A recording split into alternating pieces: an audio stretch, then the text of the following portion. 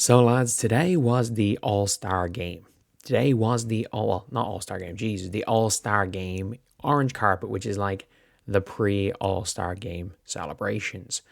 And obviously, like, there's a lot of WNBA players here, as you can see from the Fever, like Lexi, Ari, Sid Colson. Like, there's plenty of like even non-All-Stars there. But there's one player that's not there, and I mean, I think you guys can probably guess who that is by, let's be real, the title of this video. So apologies, I can't be any louder than this. Obviously, it is very late, like it is 1:28 in the morning. Not at home. Don't want to wake anybody up or be too loud. So, if you guys are new to the channel, subscribe. We're trying to hit 55k by tip off on Saturday. We may hit it, we may not. Not the end of the world if we don't. But lads, no matter what, we are going to be covering every bit of All-Star weekend. And shout out to Courtney Williams and Atisha Hydeman for streaming half of it.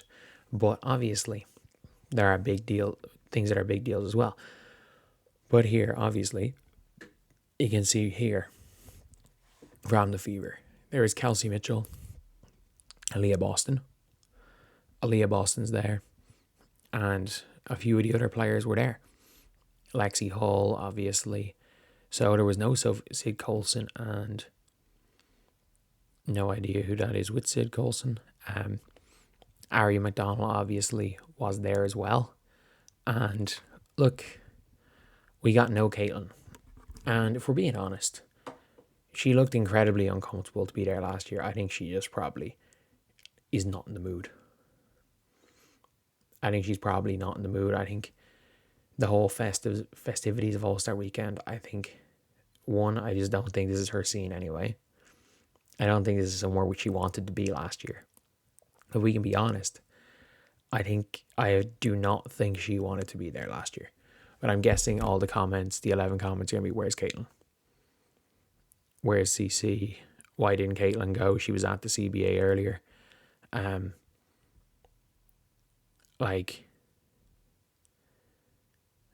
I would assume it's just been a lot on her plate. I don't think the CBA negotiations went well. I just think all around it might have just been too much, and she's like, you know what, I'm not going. I'm missing All-Star Weekend. I'm missing a 3-point contest. I backed out of the NBA 3-point contest just because I wanted the first one to be in Indiana. Like, she backed out of getting to go to the NBA All-Star Weekend and shoot against Steph Curry. She backed out of that. So, like, I assume she's going to do that next year. I assume that's going to be the thing. But, like, if Caitlin continues to shoot 20-something% from 3, I don't know if that's going to be still a thing. I don't know. Like, I don't pretend to know her. But, like, it could be everything. Like, it's just not an easy time right now. And I think a lot of people are, probably rightfully concerned. Because it's one thing when you're healthy and everything's going well, and you can brush off all the stuff when things are going well. Because at the end of the day, she's a basketball player at the end of the day. I said at the end of the day twice, either way. She can brush off a lot of the stuff because the basketball was going so well. Like, all the hate. And this year, the hate is doubled. All it takes is a moment of weakness and logging onto Twitter. Like, that's literally all it takes. Is a moment of weakness and logging onto Twitter, and like, obviously people like Caitlin has this superhuman ability to block everything out. Like, there's no guarantee that she's always going to have that superhuman ability. There's no guarantee there's not going to be times in people's lives times in her life where maybe it affects her. And look, at the end of the day, she's human. She's not going to have to be everywhere at the one time. I think there's almost too much expected. I think she was being brought to those CBAs to try save it. I think they brought her to those CBAs to try save the CBA, to try save the league from a lockout. And the league's probably going into lockout. She probably realised that she might not play another healthy WNBA game until 2027. Like, that's not a crazy outcome right now. And to be honest, I think that would be probably hard on anyone. Because let's be real, I don't know if there's a player that likes to play basketball more than Caitlin Clark. The actual sport. Like, all the other stuff around it, she's got zero time. Like, she couldn't care less about some of that stuff. She couldn't care less. And I don't think she wanted to be at the orange carpet last year. She was just there.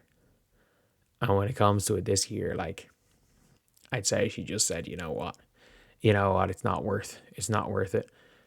I gotta, show up on Saturday and help out the team coaching. Like, I doubt she even shows up tomorrow. I doubt she shows tomorrow. Like, there's too much pressure. At the end of the day, there's too much pressure from everybody. And look, we're all, like, with great fanfare comes the pressure. And I don't think anyone's going to ever question that. But, like, I wouldn't, like, I think, like, everybody wants to hate on her, but at the end of the day, all she wants to do is play, put on a show for the fans. And I wouldn't be that opposed to her doing something selfish for the first time in her career. If it's not working out, I wouldn't be opposed if she sits out longer than she needs to. I wouldn't be opposed if she's not trying to fight it back. But the problem is that maybe she's looking at it like, look, if I come back this season, I fight back, I'm not going to be healthy this season, and I'm not going to play well. And if I'm not healthy this season, suddenly there might not be a next season. And I think it's just a bad situation all around for her, for being honest. And I think with it being a bad situation and with her being injured and everything, she's had her first, second, third, and fourth injury of the last decade in the last 2 months. She's been injured 4 times in the last 2.5 months. She has not had more than 10 consecutive healthy days in 2.5 since the start of training camp. Training camp started in April. Training camp started in April and she has not been healthy for 10 consecutive days. Like, that's crazy. That is absolutely crazy. And if it is something mechanical wrong with her, it's going to take a long time to fix that. It is going to take a long time to fix that. And the problem is that what happens if, say, the WNBA doesn't happen next year, and because she's trying to fix the mechanical injury, she can't even go overseas. She can't even go and play overseas. She probably doesn't want to play overseas. At the end of the day, it would be beneficial for her probably to sign one of those playoff and half-season contracts. It probably would be beneficial for her to sign one, but I don't think she's going to. I don't think she wants to do that. I don't think she wants to play unrivaled. I don't think she wants to play gimmick ball, which is AAU or AU. AU is completely gimmick ball. I don't think she wants, and at the end of the day, look, I don't care if she doesn't show up to this. I don't care if she doesn't even, she's going to be there on Saturday night. She's going to be there on Saturday night because it's Team Clark, and she's going to be there beside Sandy Brownlow. I don't care if she doesn't show up tomorrow. I really don't. I don't care if if to get her head right, she needs to just step away from the Indiana Fever for 5 games. Like, just step away, go get her head right. Because at the end of the day, it's going to be more tough mentally to come back from these injuries than it is physical. For someone who's never been injured, to be constantly injured, it's going to be tougher mentally than it is this season anyway for her to come back. So, look, take as long as she needs, and if she doesn't want to do any of the other crap that's involved, being Caitlin Clark, so be it. So be it. She can't carry this league by herself. And nor should anyone expect that from her.